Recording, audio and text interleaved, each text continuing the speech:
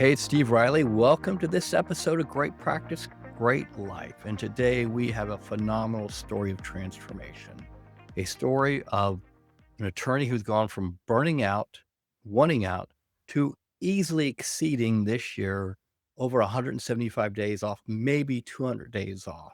How he did it is what this whole episode's about. Now, with that, I'd like to introduce our guest star today, Kent Berk. Kent, how are you doing?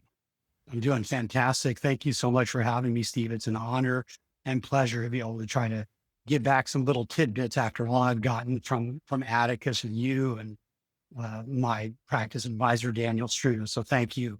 No, it's great having you here. So before we get too deep into it, let's talk for a few minutes about your practice because you have a unique niche and you have a really great practice area. So let's talk about that for a few minutes so people can get a context of what you do, who you are, where you're at. Well, thank you. Yes. So I started the firm in 1996. So going on 30 years this coming April. And we started by just doing anything that we were competent or could figure out, all kinds of litigation, even handled the admiralty case at one point. But anyway, we now specialize and have narrowed it down to a niche area where we specialize in probate, trust, and estate litigation, contests and disputes. So contested guardianships, conservatorships, will and trust contests, fiduciary misconduct, financial exploitation, abuse and neglect of vulnerable adults. And what jurisdiction are you in? What jurisdictions do you serve? We're throughout Arizona, but primarily in Maricopa County, which is the Phoenix metro area. So Phoenix, Scottsdale, Mesa, Tempe, and all the surrounding areas. Good. I want people to understand. So there's a lot of lawyers that listen to this, and if they need to go to attorney, a go-to law firm in Arizona on any litigation, you guys have done a fantastic job and have a phenomenal reputation. And I want people to know that you're a great resource for them in case they have a case or an issue there. We'll take Now, good care of them. Thank you. Yes.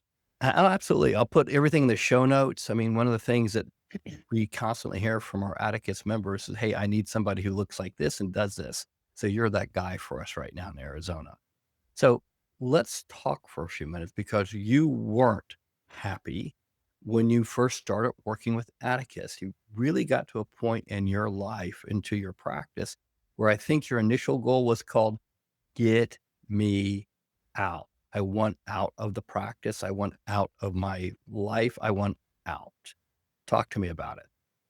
Yeah, so we've always done a phenomenal job. I mean, the words on our website, integrity, dedication, excellence, is the mantra that we've lived by throughout the entire history of the firm. So we had phenomenal number of leads. We were getting great results in our cases, but I was just overwhelmed. It was like drinking from a fire hose. I had virtually no boundaries.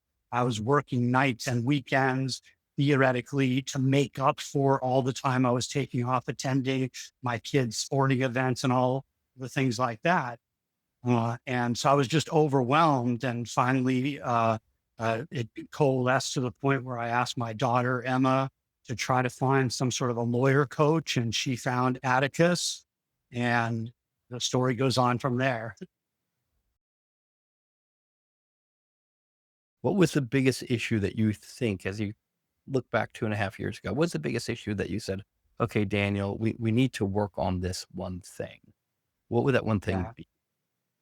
Human resources by far. It's the biggest challenge and the biggest impact and most important area of the firm. Nothing gets done without employees. And so we've always had a very strong staff with very low turnover in paralegals and other staff, but somehow for a while there, I guess I couldn't quite figure out with the attorneys. And so we revamped our compensation structure.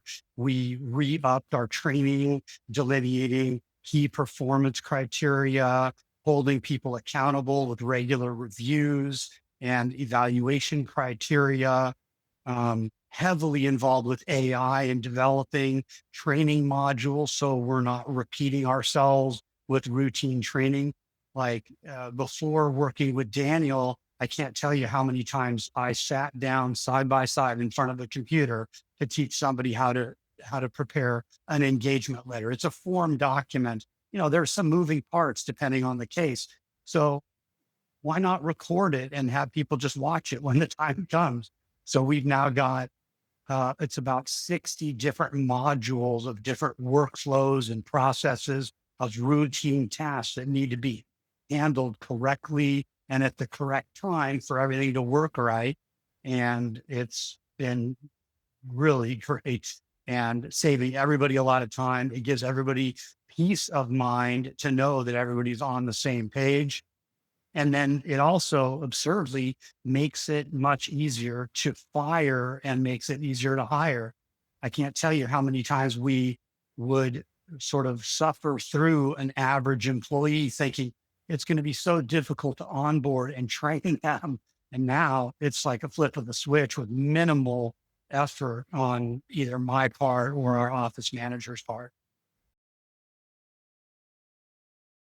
One of my favorite Grow with AI classes was the one in which you did your training process. You showed how you and Andy created a training process. You showed how you did it, how you created a multiple choice test process. So anyone who's an existing member, I would encourage you to go with it's included in your subscription, but I would encourage you to go watch Kent's class because it's a deeper dive on what he just mentioned on how he trains people. But for those who aren't members, for those who are audience members that are trying to understand, could you give us like a 2 to 3 minute overview of how you train now?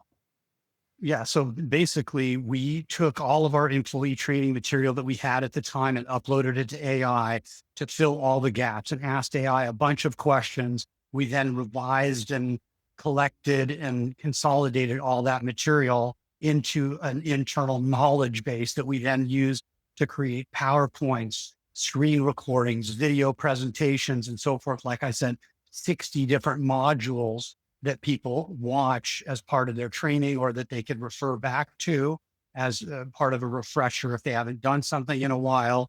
And then we have 160 quiz questions that correspond with those training modules as an assessment to make sure that at least as part of the initial training that people exhibit proficiency. And then as part of that, we also have a private GPT knowledge base that people can just ask the GPT, what's the procedure for this? And it accesses all of that training material that's sort of the Google behind the knowledge base, if you will, to answer any questions as part of that private knowledge base. Okay, And perfect. and so it's seamless. It's like literally we just have to provide the person a username and login, and then they can access it with an intro video for me about firm culture and some basic expectations, and then all the detailed modules from everything on ethics and professionalism to how to bait stamp documents. So training was certainly the foundation, but the biggest thing was my own mindset in letting go, allowing other people to level up and take on responsibility. The only way for them to do that is for me to delegate and give up responsibility. And so that's a huge thing. And then also having a growth mindset that 95% accuracy is okay because everyone is here working hard in good faith with an eye towards doing their best at all times. And there's going to be mistakes, there's going to be failures with an eye towards them leveling up. And then when I come back from vacation, we process it, we learn from our mistakes and do better next time. And I can tell you over the time of me doing this, because this August wasn't the first time of me just being gone, they've gotten better and better and better to where they thrive on me being out now because they know that they can rise to the occasion and handle anything while I'm out. And they love it because now they're being challenged and rewarded for handling things that they otherwise wouldn't. When did you make any changes over the past couple of years to how you paid people, adjusted comp, aligning incentives? What did you do? Yeah. So first of all, we now have a completely transparent compensation structure. And you should see our financial dashboard, which is transparent as well and shared with the firm. So everybody knows what each other's production is. And then our compensation structure ties to how we bill. So we do most of our work is hourly. We do some flat fee and some contingency. So with the contingency component, it makes the compensation structure a little tricky because you can't really pay a contingency fee lawyer based on collections if you have contingency fee cases, particularly that are lasting more than a year. And the contingency fee cases that we take last more than a year usually. And so we've adjusted it to where everyone gets paid purely based on billable hours. That's what they can control. And then from there, there's discretionary or other bonuses based on profitability and overall firm success, that kind of thing. And it roughly follows the rule of three. So people understand the interrelationship between the rates and billing and their compensation.